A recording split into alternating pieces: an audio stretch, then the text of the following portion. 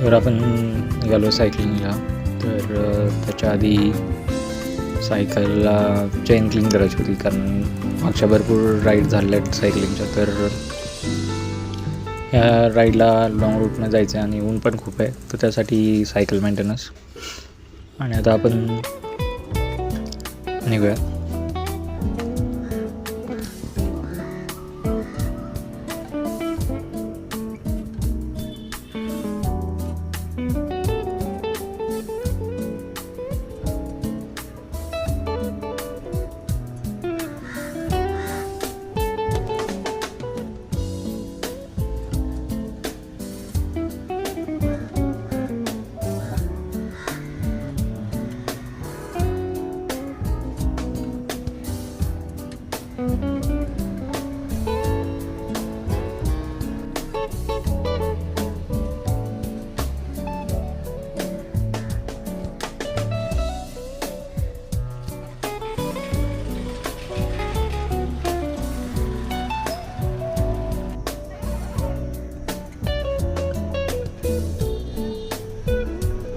ऊन खूप आहे आणि आपल्याला लाँग रूटला जायचं आहे.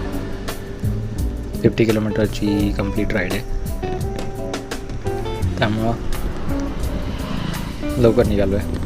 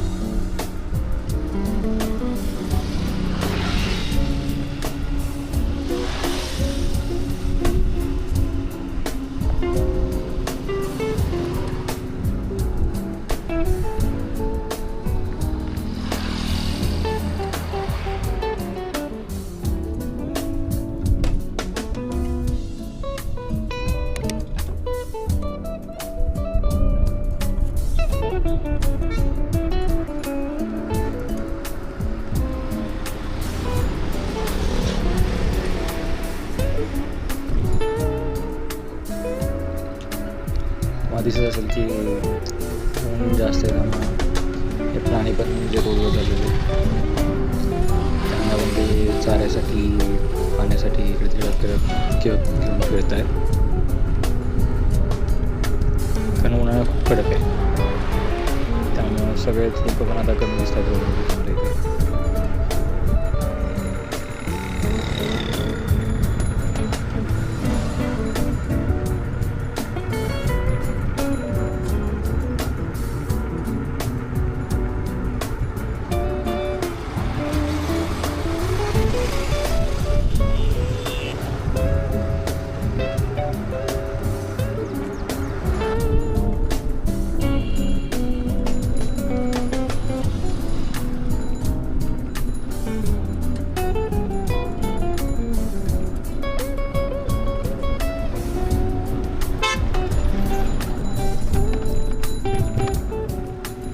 इथे थोडी सावली आहे, तर इथे थांबून आपण पाणी पिऊन घेऊया थोडंसं, वॉटर ब्रेक. इथे तुम्हाला टेम्पोमध्ये पण एवढ्या मोठ्या लॉटमध्ये बाटल्या आहेत. सगळीकडे आता बॉटल वॉटरच जास्त नॉर्मल झालं आहे. लोक बाहेरचं असं नॉर्मल पाणी पित नाहीत, सगळीकडे बॉटल वॉटरच.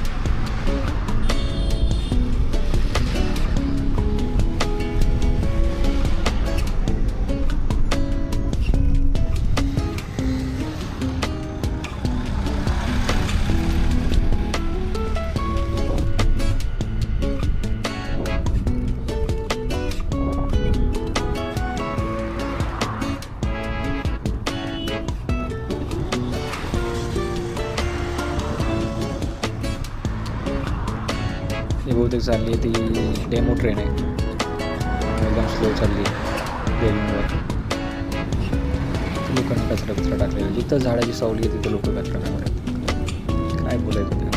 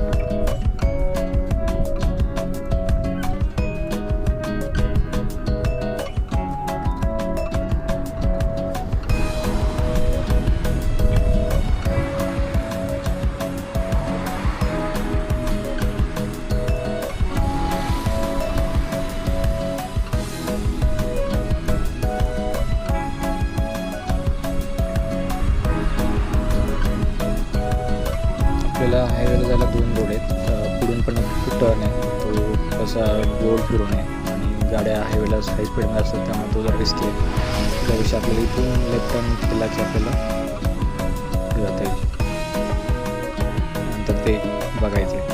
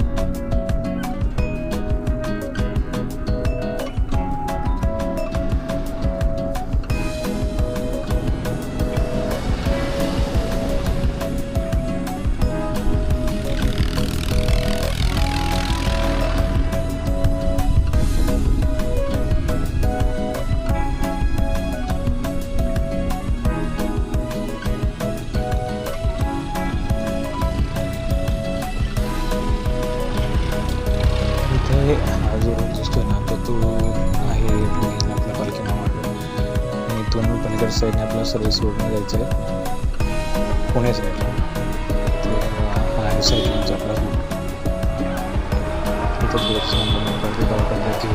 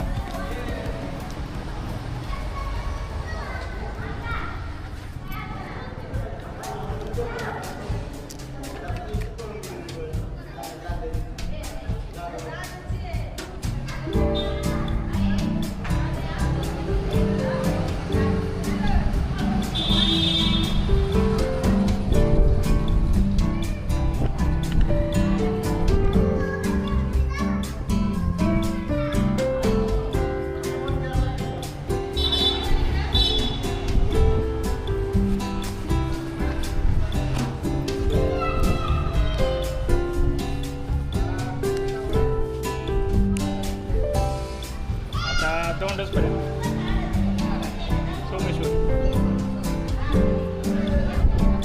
दौंडपर्यंत एकदम मागायला.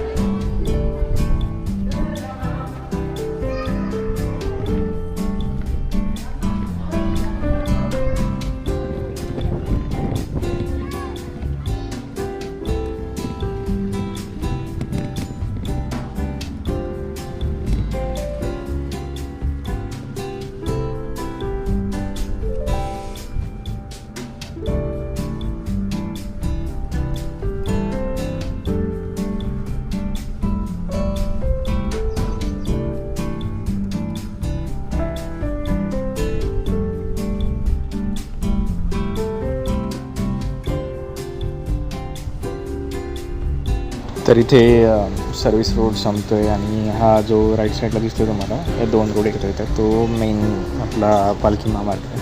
तर आपण जिथून आता आलो तो वीर फाटा आहे. तर तिथून हा एक सर्व्हिस रोड मेन हायवेला जोडला जातो. तर मी जसं सांगितलं होतं की पुढून पण एक रोड आहे जो हायवेला मिळतो पिसुर्टीजवळ. तर पण तिथून यू टर्न घेऊन परत आपल्याला सर्व्हिस रोडने परत खाली येऊन परत पुढे जायला लागतं. त्यापेक्षा आपण डायरेक्टली इथूनच हायवेला जुळतो आहे. तरी वाढले 6 किलोमीटर. तर ऊन खूप आहे त्यामुळे रोडला गर्दी दिसत नाही. पण बघा तुम्ही इतकं ऊन चटकते आहे वरती सूर्याचा मकान दिसतो. आणि नवीन ह्या रोडचं काम झालं त्यामुळे पण गर्दी कमी आहे. तर बघा तुम्ही म्हणजे हे डोंगर वगैरे आधी इथं सगळे डोंगर टेकड्या होत्या ते आता फोडलेलं आहे.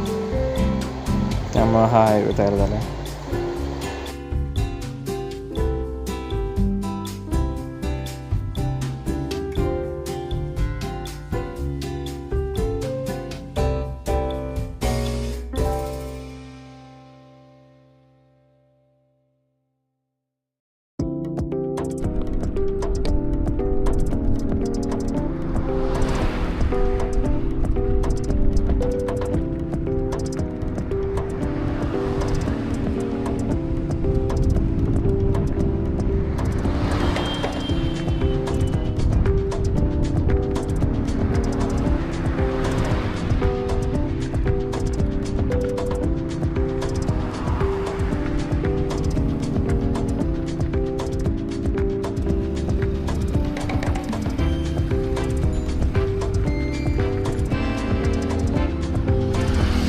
इथं हे हायवेचं काम सुरू झाल्यानंतर बऱ्याच गावांमध्ये उड्डाणपूल वगैरे झाले. तर इथे पुढे एक ही मराठी शाळा आहे जी बसमधून जाताना बऱ्याच वेळा दिसायची. पण हे हायवेचं काम झाल्यामुळे बराच शाळेचा भाग त्या हायवेच्या जागेत गेला. ती मोडली पूर्णपणे आता ते बघत होतो. आणि आता इथं सगळे कचराकुंडी तयार झाली आहे. हे असं आहे की शाळा वगैरे बांधण्यापेक्षा ह्यांना हायवे मोठे करणं रस्ते मोठे करणं हे महत्त्वाचं वाटतं. शाळेतली कितीतरी मुलं आता म्हणजे ती शाळा दुसरीकडे बांधली असेल पण जेवढी ही मोठी होती तेवढी त्यांना जागा दिली असेल की नाही माहिती. आणि हायवेला तुम्ही बघितलं ना तर पूर्ण सरळपट्टी जरी बघितलं तरी झाड असं कुठंच नाही. हे जे खाली शेती वगैरे आहे लोकांची तिथेच फक्त झाडं आहेत. असं हायवेला असं थांबायला असं कुठे झाडं वगैरे नाही आहेत. सगळीकडं कडक ऊन आहे पूर्ण. लोकांना थांबण्यासारखी जागाच कुठं ठेवलेली नाही आहे. आणि ह्यांनी अशी झाडं वृक्षारोपण केलं आहे की नाही माहीत नाही. पण इथं तर कुठं दिसत नाही झाडं लावलेली. म्हणजे हे असं काम आहे यांचं की ह्यांना असं आहे ती झाडं तोडून नवीन लावायचं इथं सोय नसतं. बघा ह्यांचं हे काम.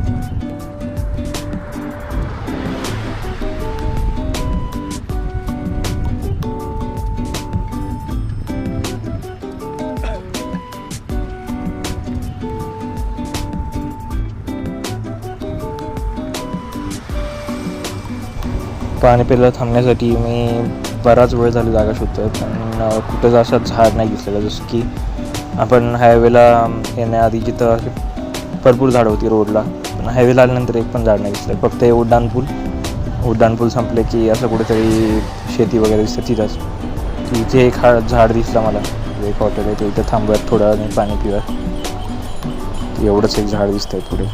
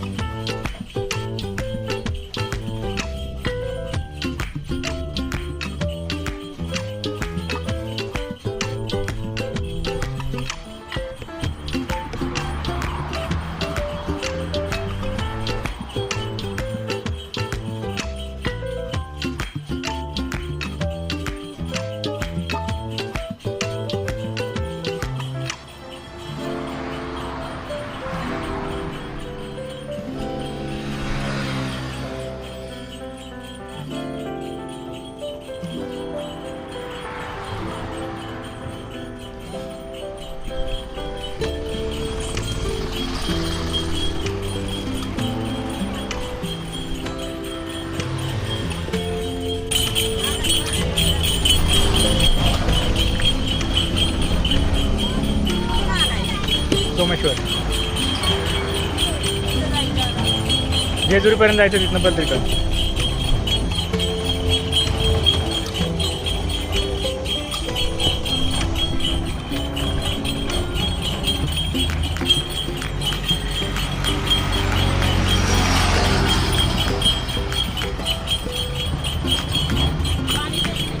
नाही घेतलं.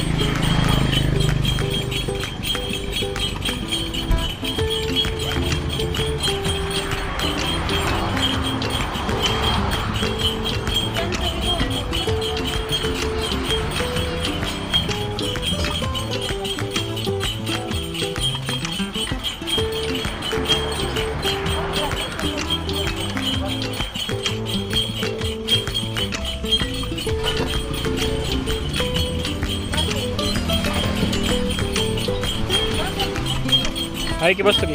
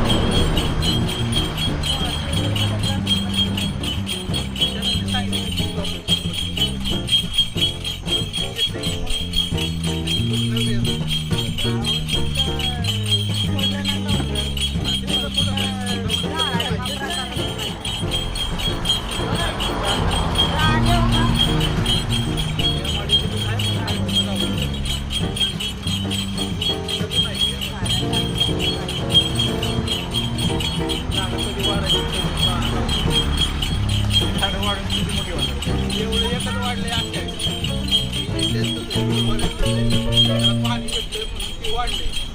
हे अशी जवळ जातात.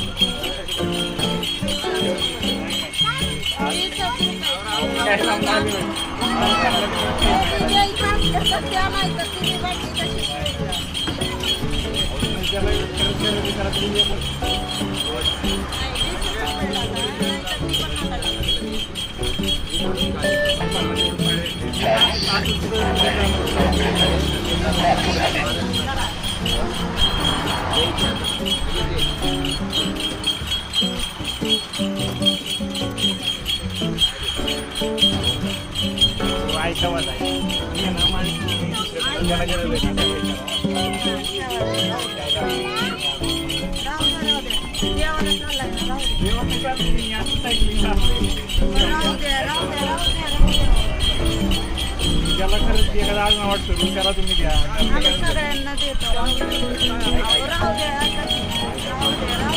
पहिल्यांदा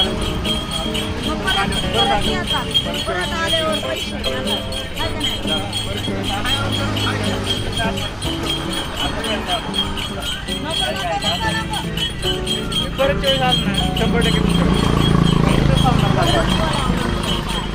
परत वेळ झाला ना गाडीतून येतो आलो ना तरी तिथं सांगतो माझ्याकडून मी सांगितलं ना तर परत वेळेस आल्यावर हक्काने म्हणणार तुम्हाला आत्ता नका करू.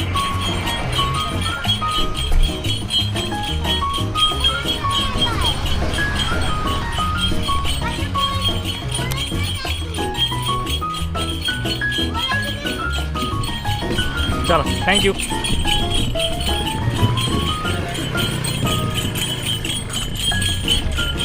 तर जसं की तुम्ही बघितलं आता मी जेव्हा त्या झाडाजवळ येऊन थांबलो सावलीला आणि इथं पूर्ण रोडने कुठेच छडे नव्हते. तर मी पाणी पिलं होतं आणि खूप घामावून झालो कारण येईपर्यंत कुठेच सावली नाही आहे, पूर्ण कडक ऊन आहे, हायवेला कुठे जागा नाही आहे थांबायला. तर ते ताईंनी बघितलं आणि सायकलवर आहे आणि एवढं खूप झालं म्हणून त्यांचं काही रसवंतीगृह आहे, त्याचं नाव स्वरा रसवंतीगृह असं आहे. तर इथेच आहे ते दौंडाच्या थोडंसं अलीकडे वाल्यापासून थोडंसं पुढे. तर तुम्ही ह्या साईडला होता नक्की तिथे जा. खूप चांगलं त्यांनी सुरू ठेवलं आहे, नवरा बायको आहेत दोघं त्यांनी. मग त्यांनी ते मला रस घ्यायला सांगितलं.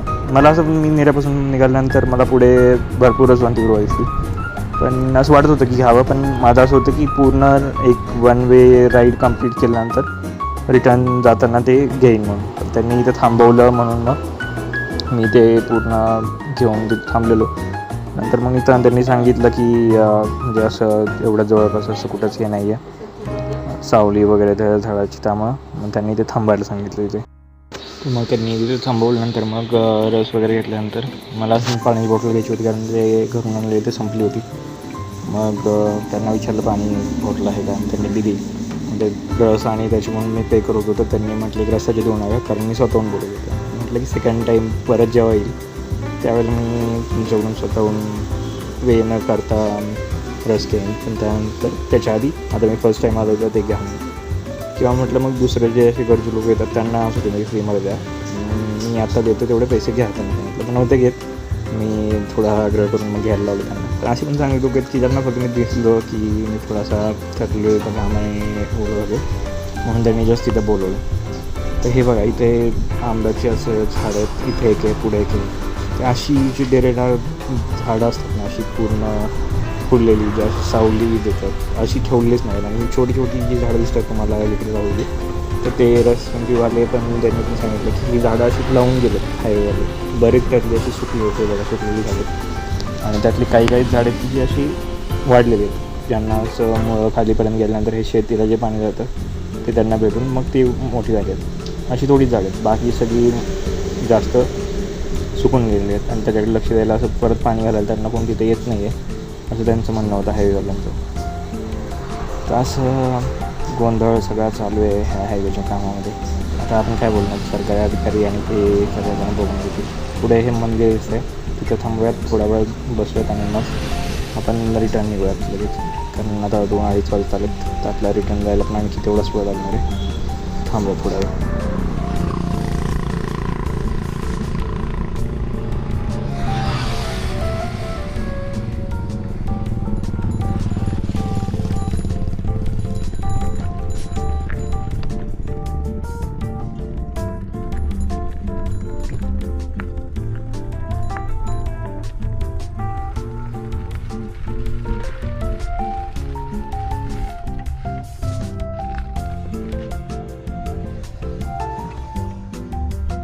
लकीली मंदिराला कुलूप वगैरे काही लावलं नाही आहे, त्यांनी फक्त असं दार ओढून घेतलेलं आहे.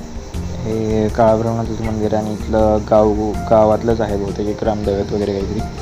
कारण ह्यांनी खूप अशी मस्त बांधलेलं आहे. सगळीकडं आसपासचा परिसर बघितला तुम्हाला. इथं अन्नदानाचं इथं हे स्वयंपाकगृह पण दिसेल.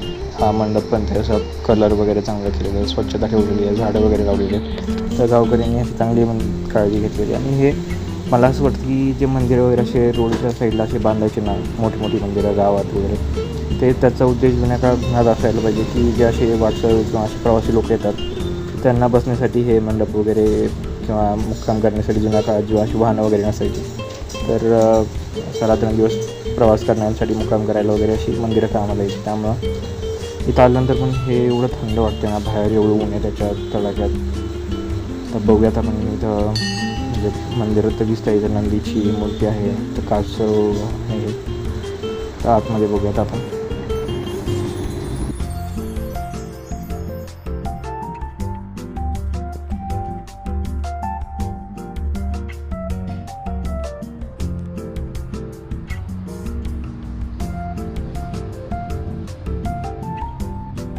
तर इथं हे त्यांचं ग्रामदैवत आहे. इथे काळभैरवनाथ आणि देवीची मूर्ती आहे,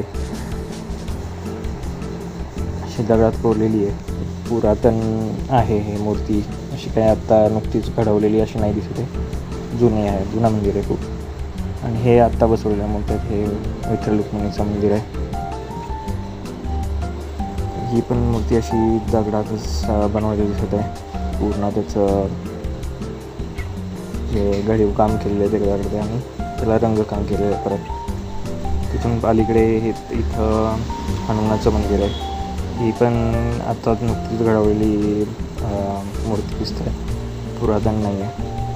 तर मंदिराच्या आसपासचं बघितल्यानंतर असं खूप अशा मूर्ती आहे. इथं गरुडाची मूर्ती आहे विठ्ठल रुक्मिणीच्या मंदिरासमोर. तर हे एक आहे आणि नंदीची मूर्ती, नंदी महाराज असं आहे. हे पुढं त्यांनी थोडा मंडप पुढं वाढवलेला आहे आता आणि सगळीकडे आतमध्ये रंगरंगोटी केली आहे. थोडा बसूयात, कारण असं बसलं ना तरी असे डोक्यात असे वापा निघल्यासारखं असं वाटतं. एवढा जास्त उन्हाचा तडाखा आहे. कंटिन्यू आपण सलग न थांबता आलो, त्यामुळे खूप थकल्यासारखं झालं. थोडं बसूयात.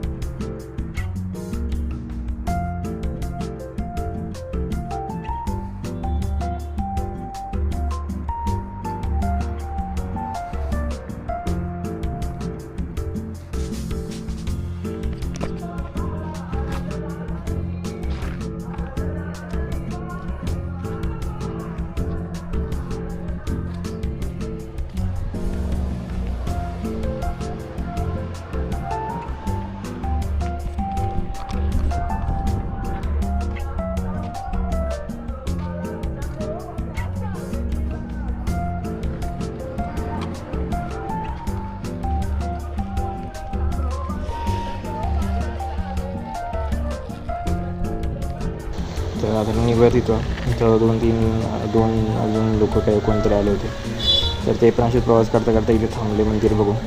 ते पण 2 व्हीलरवर आले होते. नंतर त्यांच्यातलं एक जण जाऊन ते पाणी वगैरे घेऊन आलं. विचारलं पाणी हवं आहे, पण मी ऑलरेडी घेतले पाणी म्हणून तर नाही सांगितलं. तर इथून पण आपण डायरेक्टली पलीकडे जाऊ शकलो असतो, कारण डिवायडर एवढा उंच नाही आहे. तर आपण सायकल घेऊन सहज चालत गाड्यांचा अंदाज घेत पलीकडे जाऊ शकलो असतो सायकल डिवायडर घेऊन. नको एवढीसाठी रूल मोडायला. अजून 1.5 किलोमीटर पुढे U-टर्नसाठी जागा आहे हे मला माहिती आहे. तर आपण आणखी 1.5 किलोमीटर थोडं एक्सटेंड करूया, कारण मग अशी आता ते उसळण्यास घेतला आहे तर थोडी एनर्जी आली आहे. शुगर ग्लुकोज लेवल एनहान्स झाल्यामुळे. इथं तुम्हाला दिसतं आहे की टर्नचा सिम्बॉल आहे आणि इथं U-टर्न आहे. तर आपल्याला स्पीड ब्रेकर करून पलीकडे जायचं आहे. तर गाड्यांचा अंदाज घेऊन आपण पलीकडे जाऊया आणि रोड क्रॉस करूयात. येताना हा पूर्ण स्टीप इन्क्लाईन आहे, म्हणजे असं चढ आहे. प्रत्येक जरी जाणवत नसला तरी ग्रॅज्युअल इन्क्लाईन आहे आणि त्यामुळे मला असं वाटतं की जाताना पूर्ण आपल्याला स्लोप मिळेल आणि जास्त स्पीडमध्ये लेस एफर्टमध्ये आपल्याला कमी एफर्टमध्ये सायकल राईड करता येईल.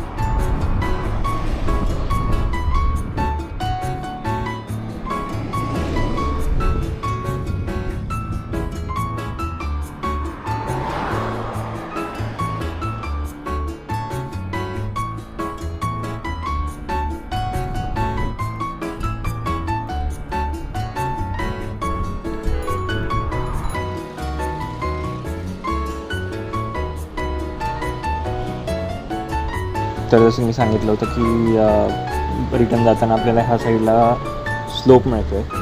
त्या स्लोपमुळे आपल्याला काय की लेस एफर्टमध्ये आपल्याला हायेस्ट गिअरमध्ये, जिथे की आपल्याला जास्त ताकद लावायला लागते, तिथं आत्ता कमी ताकद लावून आपल्याला फुल स्पीडमध्ये सायकल चालवता येते.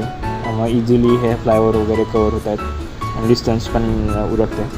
आपण येताना जेवढ्या वेळेत आलो त्यापेक्षा कमी वेळात आपल्याला रिटर्न जाता येईल. हा त्याचा बेनिफिट आहे.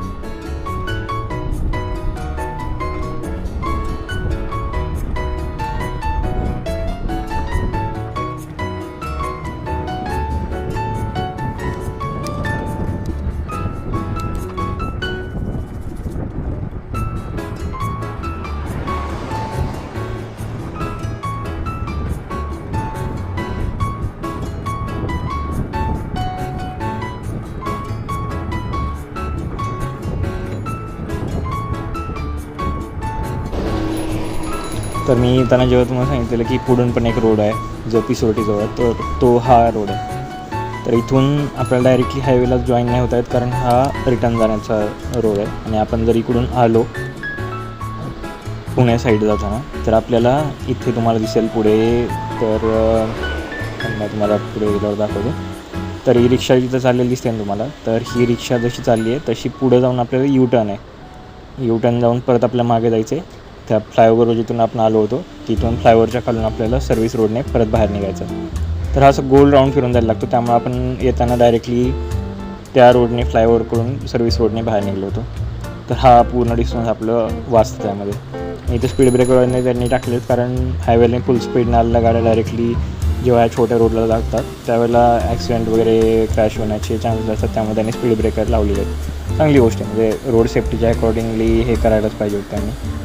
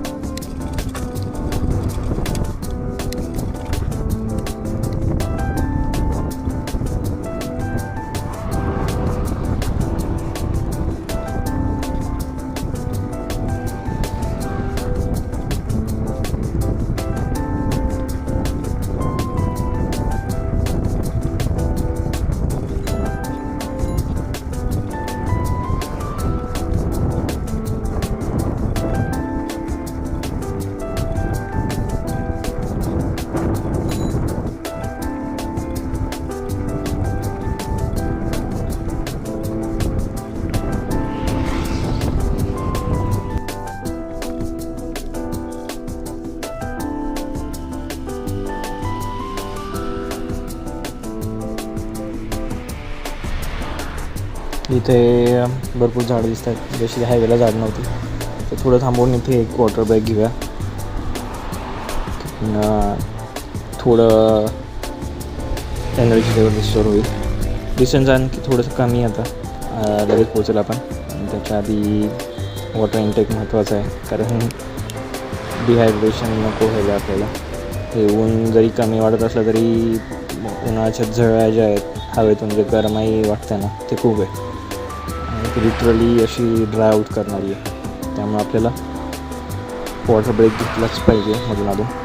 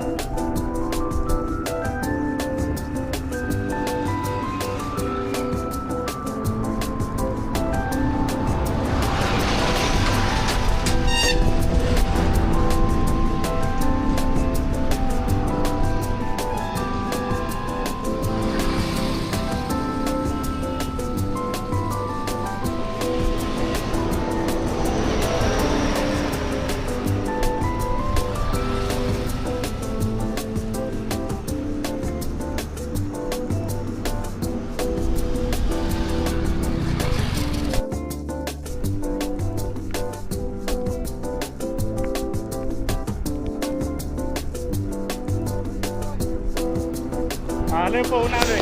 तर इथून चाललो तर इथं आपल्याला आता पोहणारी मुलं होती, त्यांनी हाक मारली की या पोहायला. त्यांनी असं गावाकडे आमची पद्धत असते की असं दिसलं असं कोणी जाताना वगैरे तर बोलवतात जनरली, असं स्वतःहून बोलतात लोक. तर मग त्यांना नाराज न करायला म्हणून मग मी ठीक आहे म्हटलं येतो म्हणून आता आलेलो आहे. नारळासाठी पडलं दिसतं इथं पूर्ण कॅनलच्या साईडने नारळाची झाड आहेत. जे बघा म्हणजे जिथं असं पुण्यात वगैरे अशी फ्री असं भेटायची गोष्टच नाही, तिकडे फ्रीली अवेलेबल नारळाची झाडं. पोहतात तिथं आराम करतात परत जातात घरी. पोहायला तर आपण आता बघितलं असेल तुम्ही MG hectare i20 Hyundai Creta अशाच गाड्या घेऊन येतात. पुढे ती गँग चाललेली असते, त्यांनी बोलवलं होतं. तर काही टेक्निकल रिझनने म्हणजे मी काही येताना कपडे वगैरे असे आणले नव्हते एक्स्ट्रा, त्यामुळं मी काही इथं पोहू शकत नाही. नाहीतर मजा आली असती इथं पोहा त्यांच्यासोबत. पण ठीक आहे, त्यांना जाऊ द्या, ते बोलवतो आहे असं पुढे या पुढे आणखी म्हणून.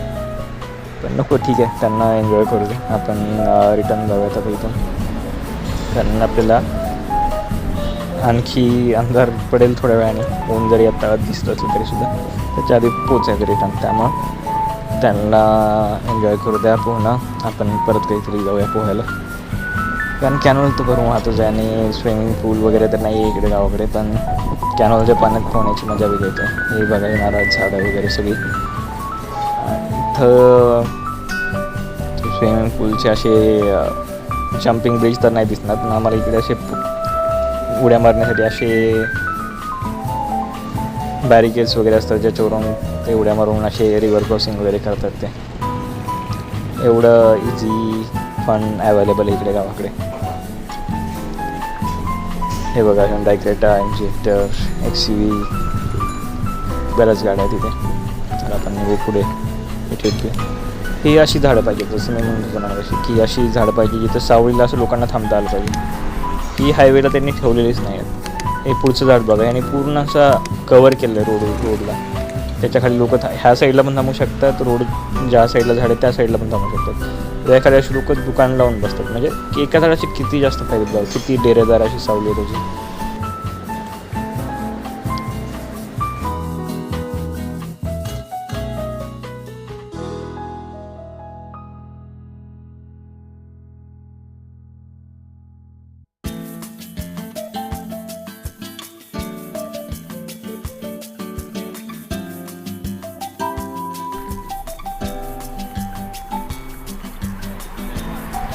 इथे थोडीशी झाडाची सावली आहे, तर इथे आपण आणखी एक वॉटर ब्रेक घेऊया. आत्ता येताना एक वॉशिंग सेंटर होतं तिथे, तर तिथे तो एक मुलगा होता, तो गाड्या धुवत होता. तर मी असं सायकलवर चाललेलो दिसलो त्यांना की इतकं कडक ऊन आहे. तर त्यांनी ते असं पाणी एकदम हवेत उडवलं त्यांनी पाणी, की जेणेकरून माझ्या अंगावरती पडलेलं आणि असं थंड वाटेल. म्हणजे इतके फ्रेंडली जेस्चर असतात लोकांच्या इकडच्या. म्हणजे त्यांना असं स्वतःहून काही सांगायची गरज लागत नाही किंवा विचारायची गरज लागत नाही. इतरांना हेल्प करायला इतके तयार असतात. जसे सगळेच नाही, पण आहेत बऱ्यापैकी लोक जसे आहेत. असेच लोक आहेत की ज्याच्यामुळं आता सगळे समाजामध्ये जो फ्रेंडलीनेस आहे, एकमेकाची जे बॉन्डिंग आहे ते टिकून आहे. हे मस्त वाटलं त्या प्रोग्राम केल्यानंतर की स्वतःहून असं त्याला वाटलं की एवढं उन्हातानात चाललेलं आहे सायकलवर, तर त्याच्याकडे ते अवेलेबल नाही आहे पाणी येतं, त्याने ते उडवलं. मी पण त्याला एकदम स्माईल करून एकदम असं थांब रिॲक्ट केला. त्याला असं नको रूड वाटायला नको की त्याने एवढं हे करून, पण आपण त्याला रिप्लाय देत नाही. तर झालेलं आहे. ऊन कमी वाटत होतं, आता परत ऊन वाढलेलं आहे. आपल्याला आपलं आणखी निघायचं आहे, तर आपण ह्याच स्पीडला मेंटेन ठेवून आपण निघूयात. थोडे वॉटर ब्रेक घ्यायला मध्ये थांबत.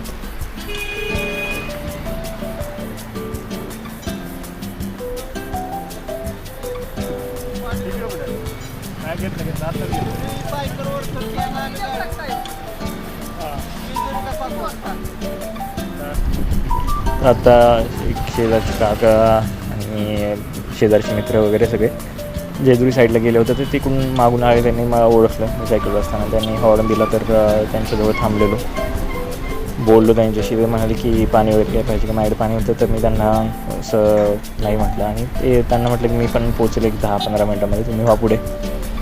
मी आत्ता ते पुढे गेलं त्यांनी निघालो आहे. इथं दिसत असेल की तुम्हाला रोडवर आता म्हणजे लिटरली मे महिना सुरू आहे आणि मे महिन्यात लग्नाचे एवढे मुहूर्त आहेत, सगळीकडं लग्न वगैरे सगळे चालू आहेत, पण लोक टू व्हीलर तुम्हाला खूप कमी दिसतील. आणि फोर व्हीलरचं प्रमाण एवढं वाढलं आहे ना, लोक म्हणजे स्वतः तिकडं जाण्यासाठी एकटं जरी जायचं असेल तर फोर व्हीलर येतात, कारण उन्हाचा तडाखा तेवढा आहे, UV तेवढं जास्त फील होत आहे. बरोबरच आहे म्हणा.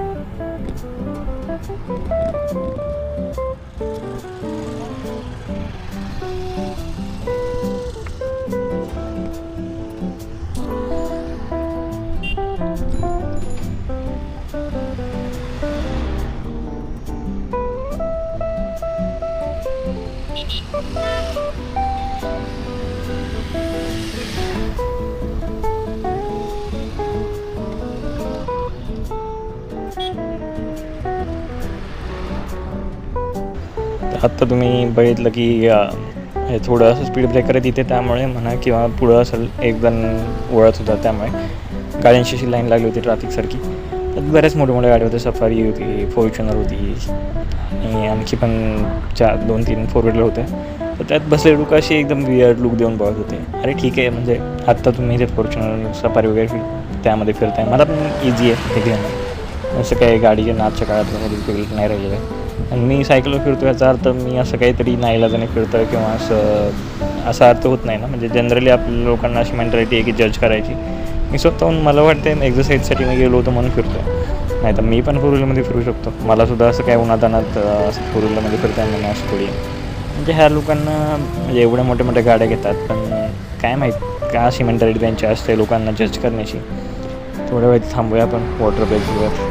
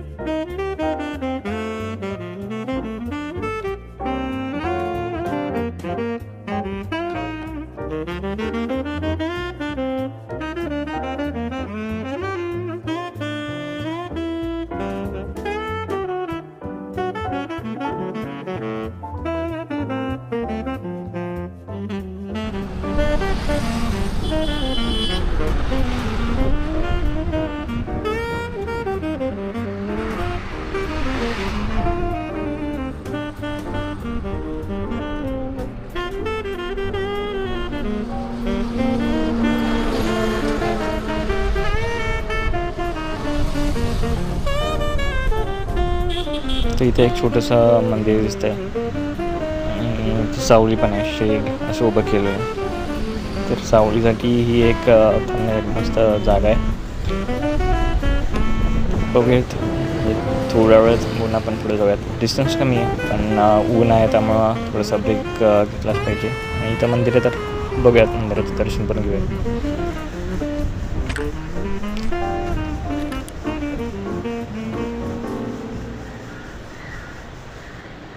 हे थोडं जरी उन्हात आलं तरी पाय असे एकदम गरम वाटते सावलीत होतं. आणि हे अंबाबाईचं मंदिर आहे, इथलं गावाचं नाव वाघावाडी आहे. तर तिथून पुढे आल्यानंतर हे आपल्याला दिसतंय की रोड जरी मोठा असला ना तरी पण रोडला गर्दी काहीच नाही आहे, एकदम तुरळक अशी गर्दी आहे. तर आजचा ब्लॉग आपण इथंच थांबूयात आणि भेटूया पुढच्या नवीन ब्लॉगमध्ये. तोपर्यंत तुम्ही चॅनलला सबस्क्राईब करा, लाईक करा, व्हिडिओला शेअर करा. आणि तुम्हाला जरी काही कंटेंट आयडिया असेल तर नक्की तुम्ही कमेंटमध्ये सांगा. तर ते पण आपण नक्की ॲड करूयात चॅनलवरती. तोपर्यंत बाय बाय, भेटूया आपण पुढच्या ब्लॉगमध्ये.